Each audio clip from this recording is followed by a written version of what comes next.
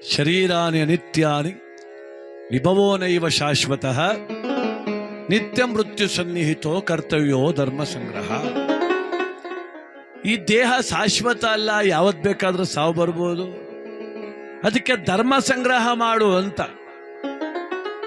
ನಾವು ದೇಹ ಪೋಷಣೆ ಬಗ್ಗೆ ತುಂಬಾ ಜವಾಬ್ದಾರಿ ತಗೊಬಿಟ್ಟಿವಿ. ಇದು ಶಾಶ್ವತ ಅಲ್ಲ ಅಂತ ಗೊತ್ತು, ಆದ್ರೂ ಪ್ರಯತ್ನ. ಯಾರು ಏನಪ್ಪ ತಲೆ ಕೂದು ಉದುರೋಗ್ಬಿಟ್ಟು ಅಂದ್ರೆ 3 ದಿನ ಇದ್ ಬರೋದಿಲ್ಲ ನಮಗೆ, ಏನ್ ಹಿಂಗಾಗ್ಬಿಡ್ತಲ್ಲ ಅಂತ. ಇದ್ದಂಗೆ ಇರ್ತದ ಜೀವನ.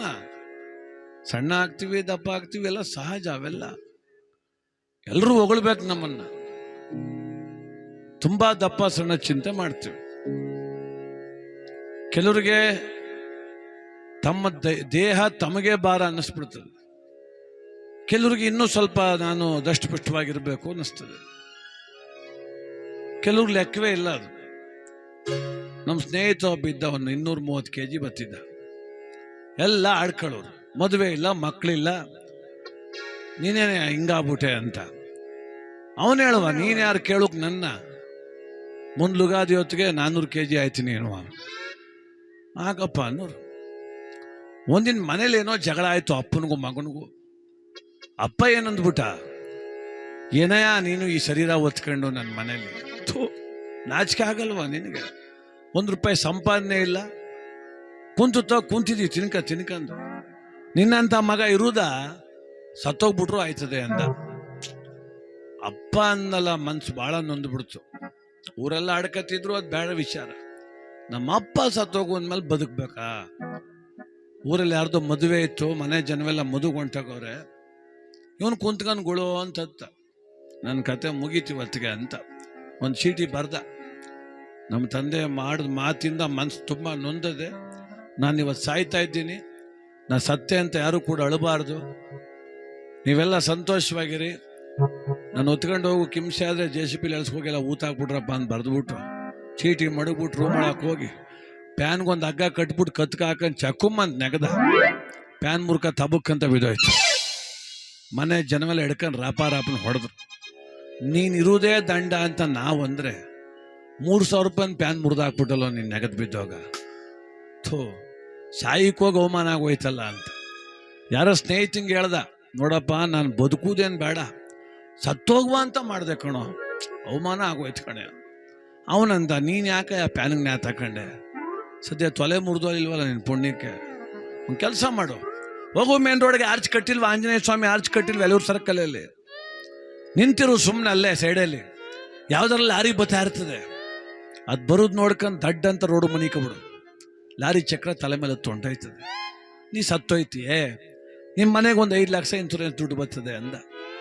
ಹಂಗೆ ಮಾಡ್ತೀನಿ ತಡಿ ಅಂತ ಎಲ್ಲೂ ಸರ್ಕಲ್ಗೆ ಹೋಗ್ಬಿಟ್ಟು ನಿಂತವನೇ. ಮಂಡ್ಯದ ಕಡೆಯಿಂದ ಯಾರೋ ಬಸ್ಸು ಬರೋ ಅಂತ ಬರ್ತಾ ಇದ್ದ. ಅವನು ಜೈ ಆಂಜನೇಯ ಅಂತ ದಡ್ಡನ್ ಮನಿಕಬಿಟ್ಟ.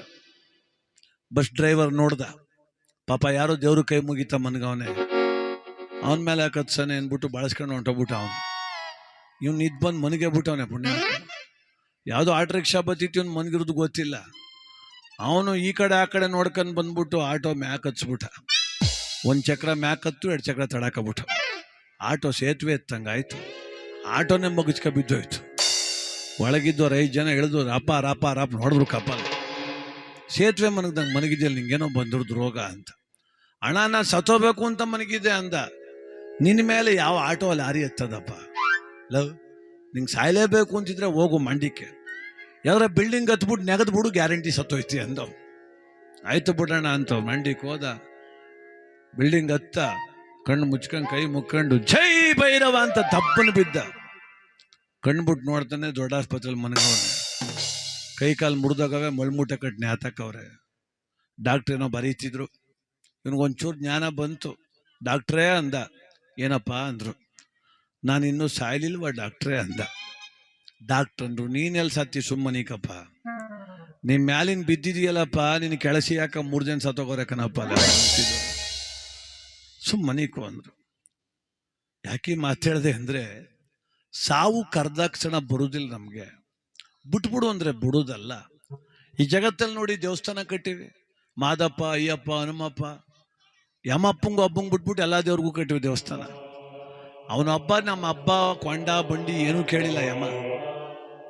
ಅವನೇನಾರು ದೇವಸ್ಥಾನ ಕಟ್ಕೊಂಡು ಕುಂತಿದ್ರೆ ಯಮ ಎಲ್ಲರೂ ಅಲ್ಲಿಗೆ ಹೋಗೋರು. 10,000 ಕೊಡ್ತೀನಿ, 2 ತಿಂಗಳು ಬಿಟ್ಬಿಡು ನಿಂದ ಅಮ್ಮಯ್ಯ ಅಂತ. ಅದಕ್ಕೆ ನೀನು ಹಬ್ಬೂ ಬೇಡ, ಕೊಂಡ ಬಂಡು ಬೇಡ, ಜಾತ್ರೂ ಬೇಡ, ನಡಿಯಪ್ಪ ಟೈಮ್ ಆಯಿತು ಅಂತ ನಾನು ಒಂದು ಕ್ಷಣ ಬಿಡೋದಿಲ್ಲ.